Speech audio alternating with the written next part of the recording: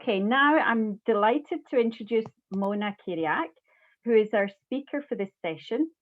Mona graduated in Geography and English Language and Literature in Iași, Romania, and has a master's in teaching and learning from the University of Cambridge in the Faculty of Education.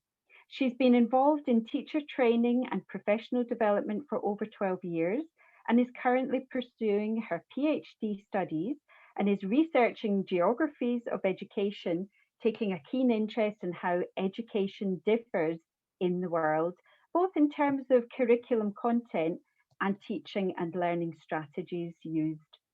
Since 2015, she's been working as a teacher trainer for us, for Cambridge Assessment International Education. She's trained teachers on global perspectives, active learning methodology, and assessment for learning in humanities and social sciences all over the world. Today, Mona will present a practical workshop, it will be quite interactive, on cultivating students' inner resources and abilities while developing young learner skills. Things like critical thinking, as proposed in Cambridge International's Primary Global Perspectives curriculum, and it includes a variety of really good global topics. So on that note, I'm delighted to hand over to Mona to begin her workshop. Thank you. Okay. Hello, everybody. Thank you very much for Josephine for the lovely introduction, and hello, everyone from Italy. It is absolutely amazing to be here.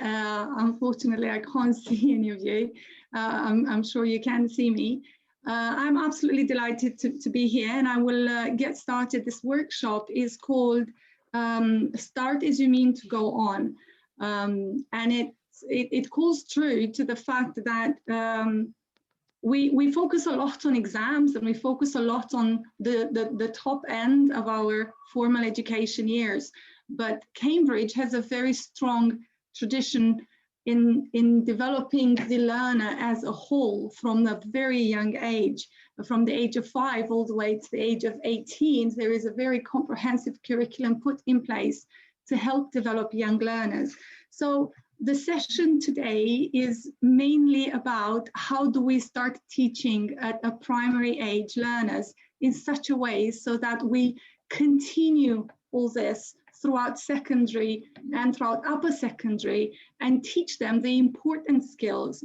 You will have seen in our workshop today that this is mainly about global perspective, which is a new curriculum for primary and tomorrow for lower secondary. It started first teaching in 2018 in the world, the primary part. The A-level and the IGCSE part of this curriculum are much older. So what I'm interested in presenting to you today is the syllabus. I'm interested in telling you about the content. What do we actually teach our learners? A primary global perspective. What is the structure of the curriculum? And clearly, what are the assessment objectives? What are we looking to develop in our young learners through global perspectives? And of course, Joe was mentioning the fact that it is an interactive workshop. We will be exploring a variety of teaching and learning ideas in trying to see how do we actually implement this curriculum. So with this being said, we are all curious to know why did you attend this workshop? What were the main reasons that made you think, well, I think that sounds interesting. Let me have a look at this. So could you please, and Joe will kindly put in the chat for you, go to menti.com. It's really easy, it does not require any login details, just to go to, or you can write in the chat. Thank you very much, Fatima. Alternatively, go to menti.com and then insert that code that Joe has written in the chat, but you can also see on our presentation. And it will take you to a page where you can choose, you will have there some options, and you can choose some of these options. Anna say that she's curious yes, about what global perspective has to say. I'm going to share the Mentimeter now to see, and Alexandra is mentioning professional development. Let's see. So if we go to this session, let's see if we have any colleagues who've already started introducing. Okay. Interested in GP? Interesting to learn something new? Okay, thank you. We have 11 people. I'm sure you can all manage either in the chat. It really doesn't matter, but this is an interactive way, of course, that you can use either in your classes. As I said, it doesn't really require any login details, just the code that is automatically generated. So a lot of people are interested in learning something new. You do have a choice, and you can add more than one of those options there. Okay, interested in learning with young students. Thank you, Donatella. Curiosity, says Nicoletta, I'm sorry. Thank you, Martella and Christina. To learn something new seems to be the top winner. Well, I'm hoping not to disappoint you. Thank you, Silvana.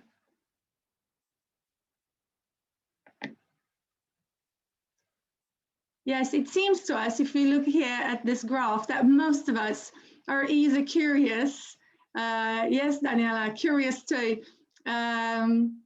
So we seem to be very interested in learning. Carmela is mentioning also new methods. I'm hoping to be able to give some today and share together with you, but also curious. Yes, curious about a lot of, yeah. It seems that a lot of us are interested in learning something new. We have half of you already on the Mentimeter.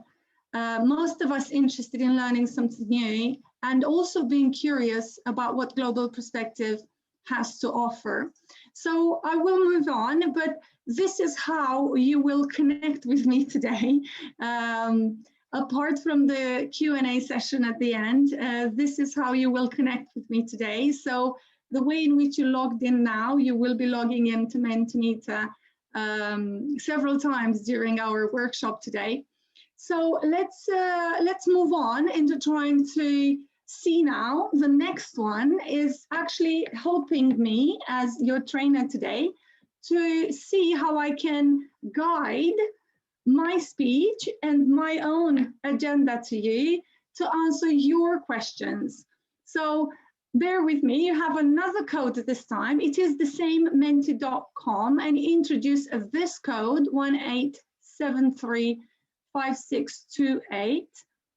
And in here, you actually get to write down what is it that you already know. So the K stands for what is it that you already know about global perspective. Some of you may already be familiar with it, but if you don't know anything about it, that's also fine, because it guides my training today into telling you more about it. But equally, the W, what is it that you want to know? So be a little bit more specific about your interest. What are you hoping to get out of today's session? So do go to Mentimeter 18735628. And then we will see, so this was for the last one. Okay, now we're going to the next one, which is what is it that you already know and what is it that you want to know about today's session? And in the meantime, I shall also look at the chat.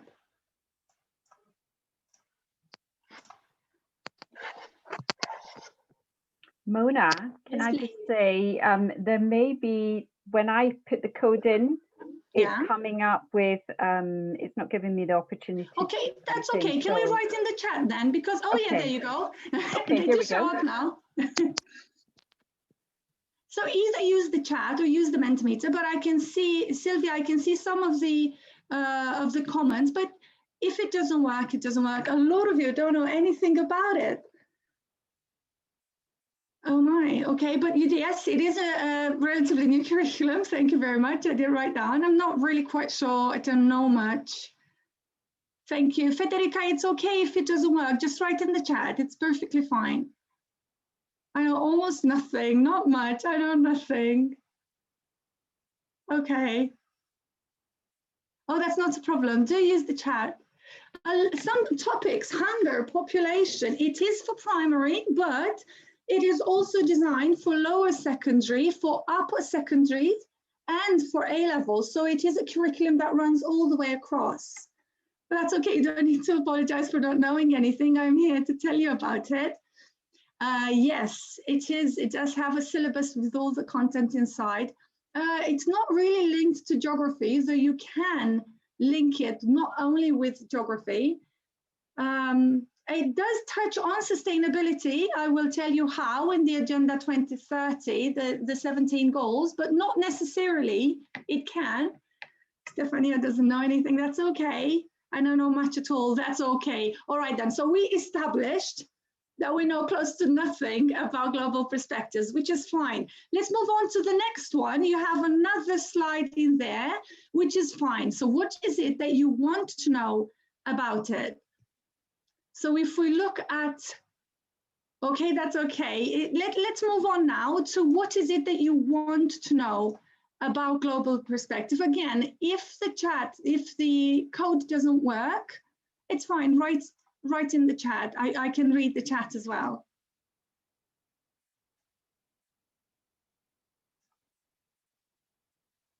Is there anything in particular, how to respond? Okay, how to use it in the classroom? What is this all about? That sounds quite fair. Okay, how to deliver it? Okay. An overview of the curriculum. Practical information, well, I can give you that, that's for sure. What is it? Yeah, fair enough. Okay, how it is connected with the syllabus in the secondary school. I'm afraid I'm going to touch on that about secondary school tomorrow a little bit more. But today as well, practical suggestions. Yes, we will be doing it. Methods to deliver it. Yeah, in a fun way. It is interesting. And I think the idea of using fun in lessons is good as long as this is not the ultimate goal. Yeah, Anna, we will address why it is important today. Can you do it online? Yes, I'm afraid you have to, given the current conditions. Different good activities, tips, practical ideas, how to deliver it. We will be talking about it. Practical information, methods, best classroom activities. We'll be looking at that as well. Yes. Okay, then. So I will be practical. If everybody's interested in practical information, we will.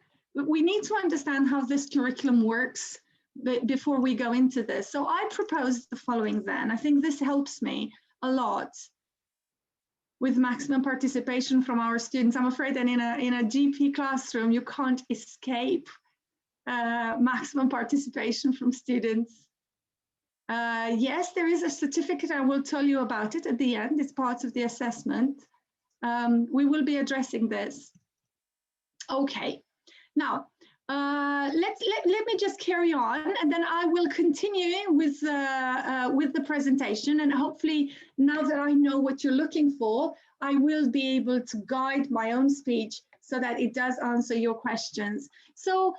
First of all, what is important to notice is that apart from what you see here, in terms of Cambridge Primary, that addresses learners from age 5 to age 11, roughly speaking, apart from English, mathematics, science, ICT, and global perspectives, it also offers new music, PE, physical education, art and design, digital literacy, And these subjects have continuity. So you start off at primary and then you continue with those at lower secondary, at upper secondary, and at A-level at the entrance to university. And then as we progress in this Cambridge pathway, there are more and more subjects being added. If you see here for Cambridge IGCSE, you have over 70 IGCSEs.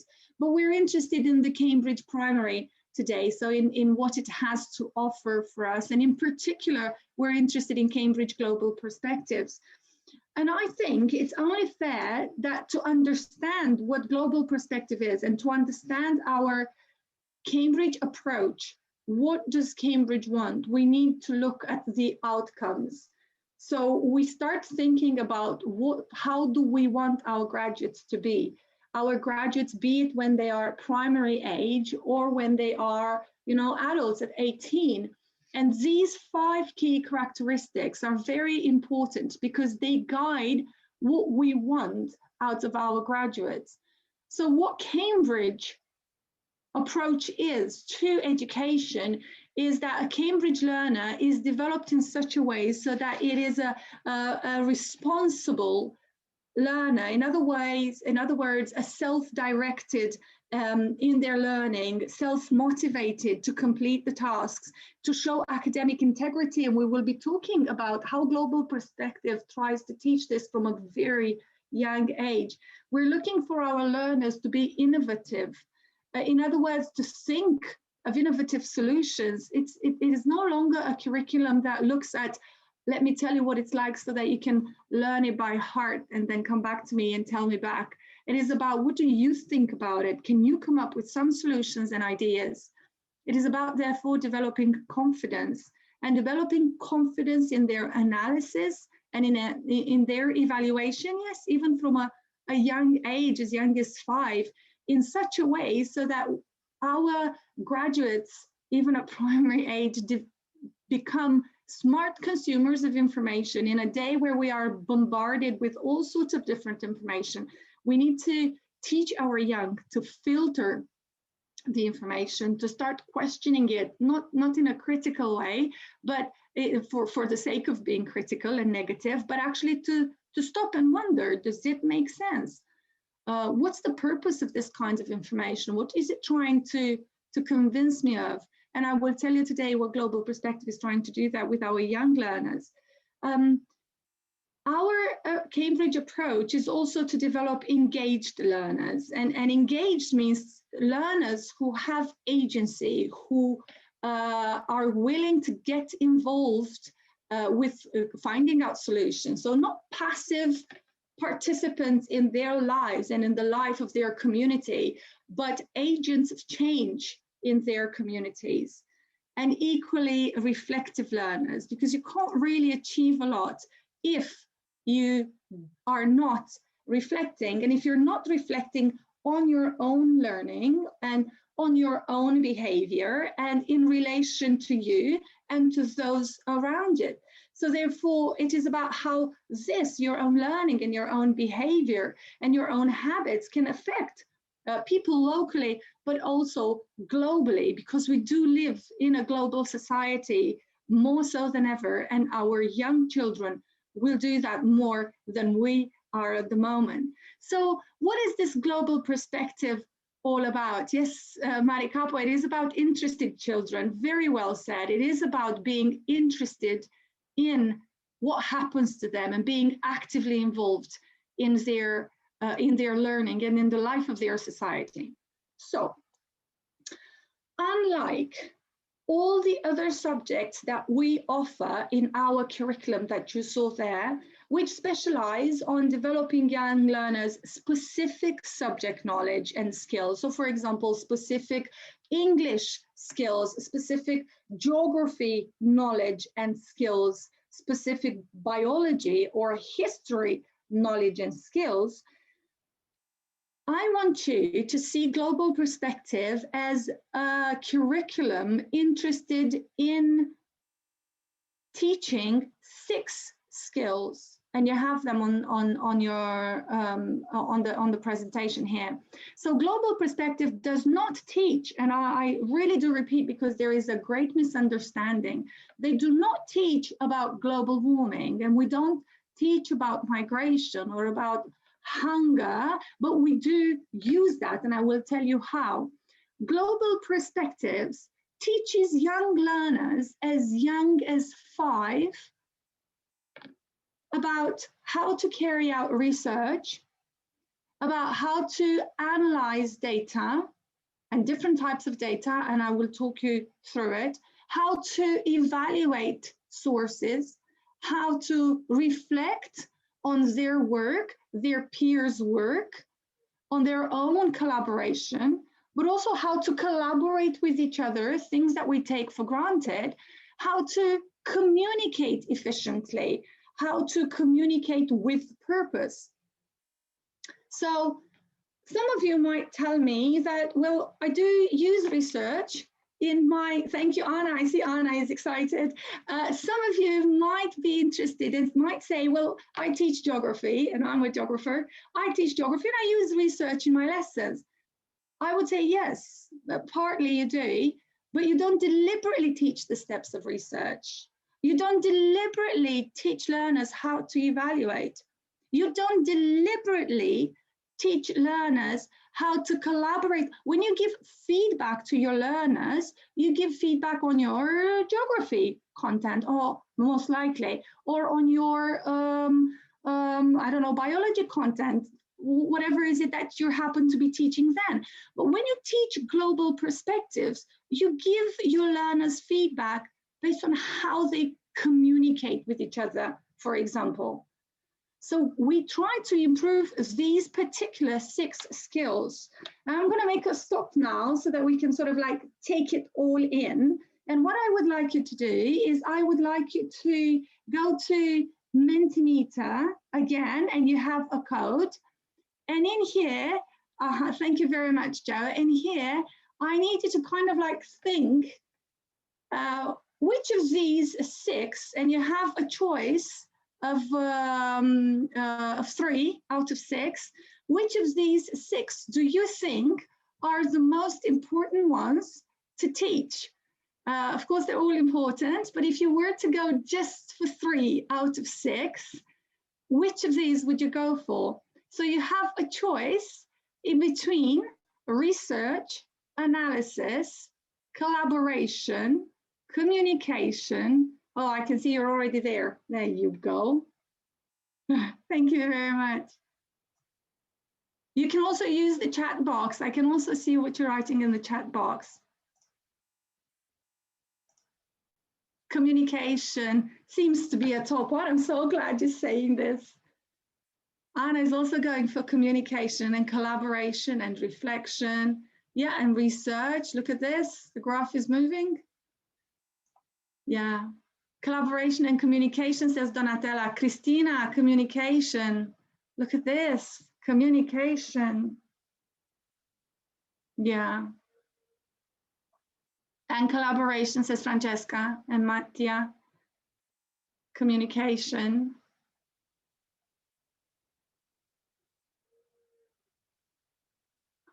Research, collaboration, and communication in that order.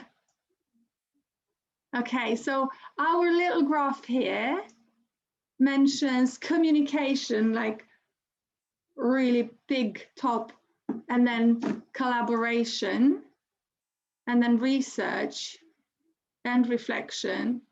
I think we have to understand that this is also based, yeah, communication and interaction. Yes, how do they collaborate? How do they interact with each other? Okay, so, okay. Now I'm glad you say this because I've actually, given the short time that we have together, I had to only focus on a few of these skills. You can't really be talking about all of them, but I did touch on communication, and I'm glad I did. Now that you've mentioned this, so let's move on because this again sort of helps me. So now I won't be able to see the Mentimeter anymore, but I will at the end. And I think if you continue with it, then we will have an interesting graph at the end. So how is global perspective therefore different than any other subject? Well, it's different from 3 angles. And of course, there's different differences that people could find, but I focused on 3 different things. First of all, the content of study. I'm going to choose geography because I'm a geographer, but let's say geography has certain objectives to reach, right? I have to teach them about volcanoes and earthquake, and I have to teach them about map skills, and I have to teach them about the countries that are developed or less developed, and whatever is it that I'm meant to be teaching. But the content of study for global perspective is not knowledge-based. It is skills-based. So the global perspective's content is research, analysis, reflection, collaboration, and evaluation, and the ones that were mentioned there. So first of all, the content. And the next, that begs the question of, okay, how am I going to teach research? I don't know, I'm a graduate of geography, or I graduated biology, or how do I teach these things? I definitely understand the question, but none of us is a global perspective graduate. We haven't graduated global perspectives at university, and we're not trained to it. But everyone can be a global perspective teacher for as long as they understand this paradigm shift that I am not teaching global perspectives, but I'm not teaching the subject, I'm teaching the skills. So Josephine is saying that it does fit with the educazione civica. I'm glad it does, because what it does is that I use these topics, great overarching umbrellas of energy, of the right to learn, values and beliefs, rich and poor, sharing planet Earth, sports, leisure, and you see all of these in here. But I use these topics with the declared purpose of teaching these 6 skills. So how is Cambridge doing this? First of all, or how is our curriculum trying to do this? First of all, we look at the skill. First of all, yes, I will be looking at some materials in a minute, Barbara. First of all, we will try to think in our brain, what do our, I don't know, year 3 need to learn? What skill do they need to learn? So the first question is about skills. So I want my learners, look at the long-term planning. Let's look here and I say, I want my learners to teach. I have learners, for example, in stage 1, which is like 5 to 6 years old, right? And I want learners to, I think they could really do with, I don't know, let's see, analysis. This is the skill that I want to teach them. Okay, how am I going to do this? Cambridge offers me this challenge and this pack of resources of information about water, food, and farming. Why? To teach analysis. And this pack of resources, of challenges, are for about 6 weeks. So they are well planned for about 6 weeks, everything you have to do in those lessons. So it's about planning for 1 a week, and you can do it 1 a week for 6 weeks. Or alternatively, you can have a whole day off timetable, and you can teach like a whole enrichment day, a whole day from morning until afternoon, teaching analysis. Of course, a lot of planning has to happen before that in order to be able to do this. So as regards the stage, this communication, analysis, research, collaboration, evaluation, and reflection can be taught in any order. There is no progression in there, but it is not advisable to jump stages. So if you do teach 5, 6 years old, stick to these in terms of what we offer. And if you teach 6 to 7 years old, then stick to these ones. And you see that these skills are repeated. And I will tell you in a minute why they are repeated. In what way does it help? I'm glad you find it interesting, Monica, and useful. So by the end of primary school, these students will have learned different types and different stages of research, getting progressively more difficult when they are 5-year-old, when they're 6-year-old, using different topics. As you see here, the world of work when they're really little, and then people young and old when they grow up a little bit more, sharing planet Earth, moving goods and people, going on, water, food, and famine, and so on and so forth. So I see that I'm teaching research every year, but I will tell you in a minute, it does get progressively more difficult as I advance. And how does it get progressively more difficult? Is like this. Let's take, for example, research. Well, research is a very big word, and it is often misrepresented in many lessons, because in my geography lesson, I do know that I have given my learners go and research about Etna's eruption, when actually, in fact, I did not really mean research. What I did mean was collect some information and then let's put it back together here. But that wasn't research, that was just a part of a research. So as you see, Global Perspectives unpacks the concept of what is actually research and what does it mean. And research for us, yes, Anna, it is a second, we do have similar for everything across the board. Research is, and we put it into 4 different strands. So for us, research for Global Perspectives, research means this. It means learning how to construct a question. So how do you ask good questions? So asking a question in research is very important, but then it is also about information skills. So in other words, it is also about how do you talk about information on a given topic, but it's also about how do you conduct a piece of research? What are the steps? And also about how do you record your findings and how do you draw your conclusions?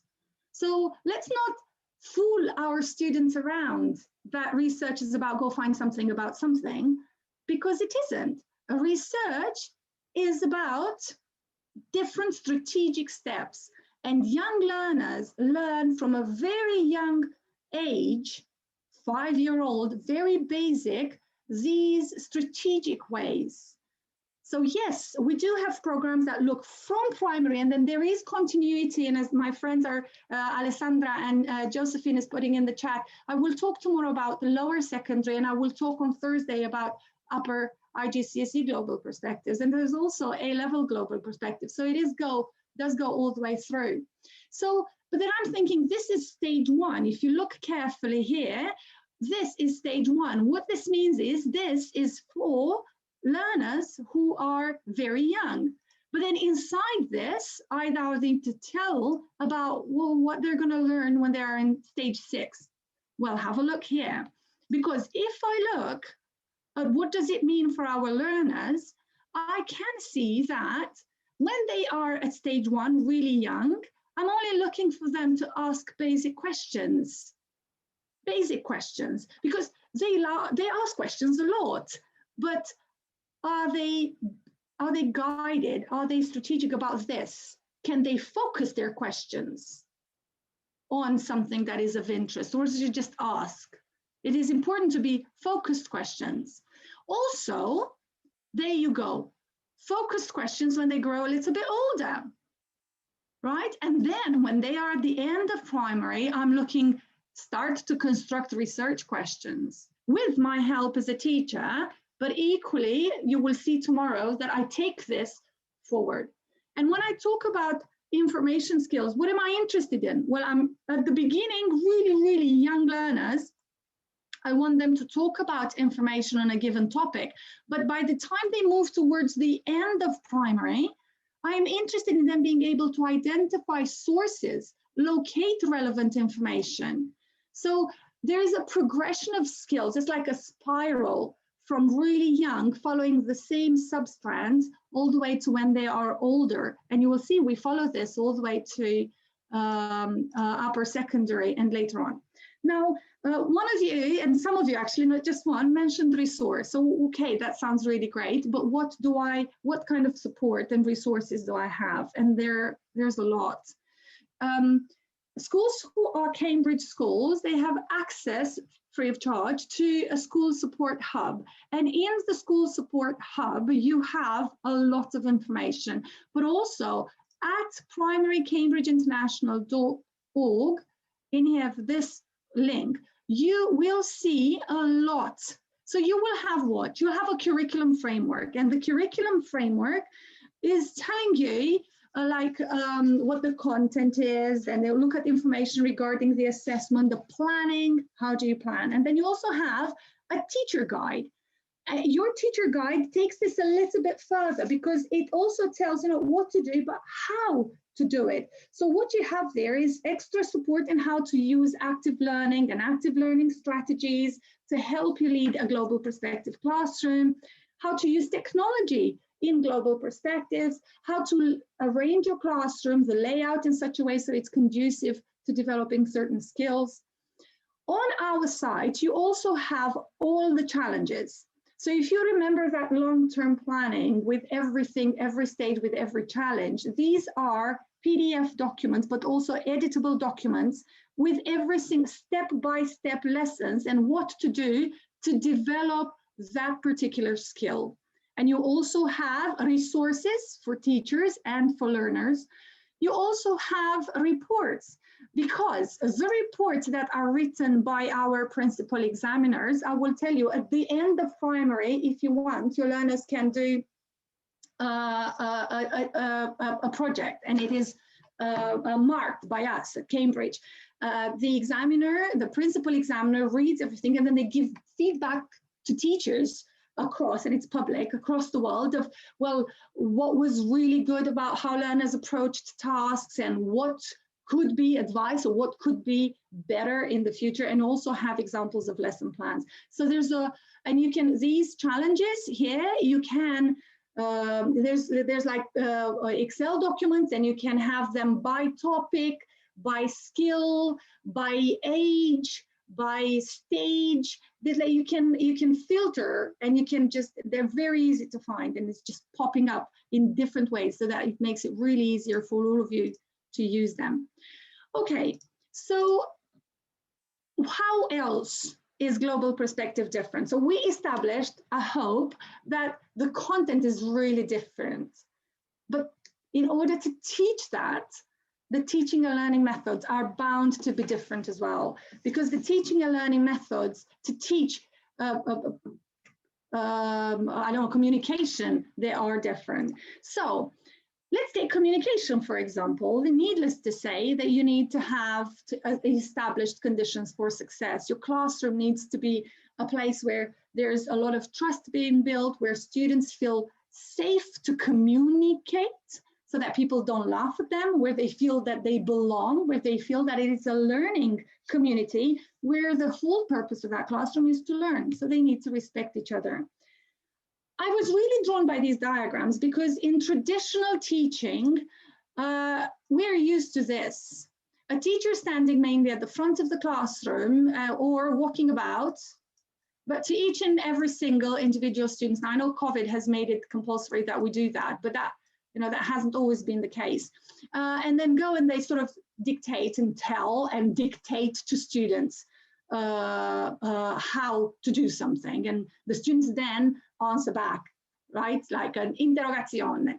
However, when communication started to be very important in, pedagogy of teaching, then teachers thought, okay, I will do some more collaborative work. So they've put students in groups, but nothing really changed too much, because teacher would also address the groups and they would just come back. I would propose to you that a global perspective classroom looks more like this. A global perspective classroom is more like people interactive and talking to each other. And I appreciate it is the pandemic situation, but in online, you can set up break rooms and they can communicate to each other and they can talk to each other in order to share their ideas. And there's not only breakout rooms, of course, there are completely other ways of doing this. So communication in a global perspective classroom is more of the latest style. So when I look at communication, Cambridge in particular looks at answer, talk, but also listen. So communicating is not just about how do you speak, but also about how do you listen carefully? How do you listen actively? So bear in mind, we do have to teach our young learners these particular skills. We take for granted that they know how to listen, but do they really? So the important thing in a global perspective lesson is to actually teach communication explicitly. So teach young learners as young as 5, when you agree to something, what do you say? How does agreeing to something sound like? What does it look like? When you disagree with someone, what does that sound like? How do you disagree? Young learners tend to stomp their feet and say, no, that's wrong. Well, it may be, but you haven't really communicated efficiently in this purpose. So let me just give you an example. Let's say you are in a classroom and you have the topic of endangered species, and little Johnny says that polar bears are extinct because ice caps are melting and they have no place where to live and hunt for food. And then Tommy starts shouting and yelling at Johnny and say, well, that's not true. They are not extinct, they are endangered. Ha ha ha.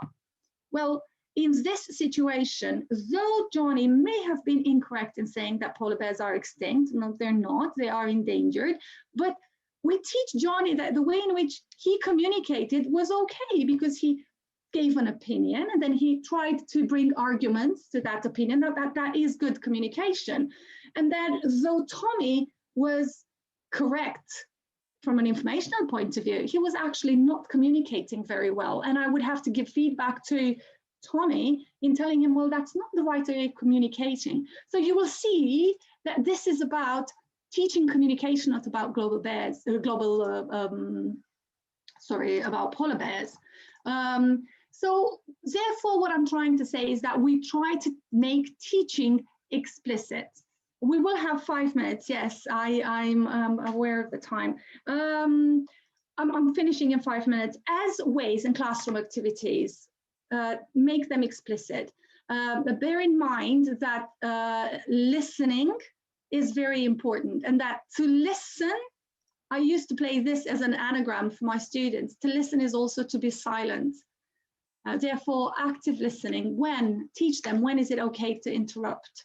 Play role, for example, make a mute dialogue with your learners about, I don't know, give them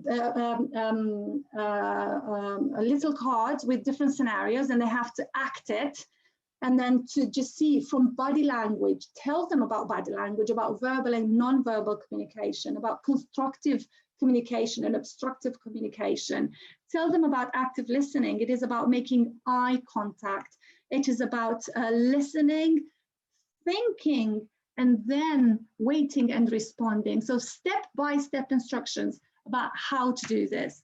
I said here, famous people cards. If you give them, for example, cards with famous people, what would they choose as being relevant? How would they then put that to somebody else so that the other ones guess who the famous celebrity is, and then decide what is the most important piece of information so that they can pick up important piece of information. Okay, I am aware of the time.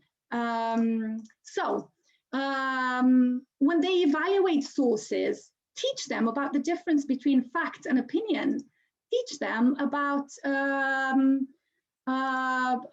the purpose of writing. Give them different sources. For example, if you do the topic of obeying the law, give them different topics, and I think the pandemic has given a lot of sources, and say, okay, what's the purpose of this newspaper article? Was it to inform? Was it to persuade, to discourage? Was it to place a judgment, to explore? What are the key words? Let them write a piece of information with different, or speak with different purposes and see how that changes.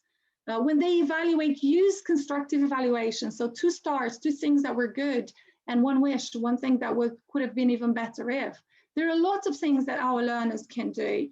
In terms of assessment, in the next exactly 2 minutes, a global perspective lesson is not about grades, and it is not about putting a letter on it. I don't mean to disrupt the importance of summative assessment. It is very important, but equally, global perspective is about giving qualitative feedback. So as I said, when learners are working away for their tasks, you need to go and give them formative. So little Johnny, do you remember, Tommy, or whoever it was, when you talked about the polar bears, maybe next time, it's not emotionally involved, but try and say nicely what you have to say. But that's also about research and all the others skills that we have. So give a formative assessment. Formative feedback is very important. We do have summative opportunities as well. So how do you give those formative? This is something that I've designed to help you visualize it. So let's say, for example, that you have stage 3, that means ages 7 and 8, and it is all about sharing planet Earth. This is our, topic, our excuse to teach to teach research. And in here, you will see that I have the topic of research and I have 2 learning objectives. And these learning objectives are given by us. So this is something that you need to look at. And then success criteria is also in the challenges. It's something that you are given by us. And then you look, okay, so what is the success criteria? It is to actively question the meaning of new words. Okay, so against this, you have here your class, and you have here, I don't know, Johnny, Tommy, Anna, and all their names. And here you see with ticks or crosses whether they've managed. And when they didn't, and it's a cross, then you could easily go to Johnny or Anna, and you can tell them, well, to get better, you need to learn to actively question the meaning of new words. Ask, what do they mean? So there's a lot of information and a lot of feedback that you give, and all of this with the purpose of improving their performance, not with the purpose of putting a final stamp on it saying you're there and that's it. Summative assessment has its place and its role, and it is important. And it is at the end. At the end of primary, students have to submit a team project, and also the teacher has to assess their collaboration and their observation. Now, as there's a lot more information, you can find more, but I hope this gave you a bit of information on what global perspective is. And if you have questions and answers and questions, I'll hopefully have the answers. But whilst you're addressing those, and I will be answering, if you could just go to Mentimeter for one last time today and introduce the code and see if you can write down what words come to mind now. After you've heard about global perspectives. That's okay, Giovanni, thank you very much. So do go there, and if you have any questions, I think now, Joe, if you help me out with questions. Yeah, hi there. We've had a couple of questions in the chat box. We've got one in the Q&A. Yes. About a private language school, if they can become an approved international school.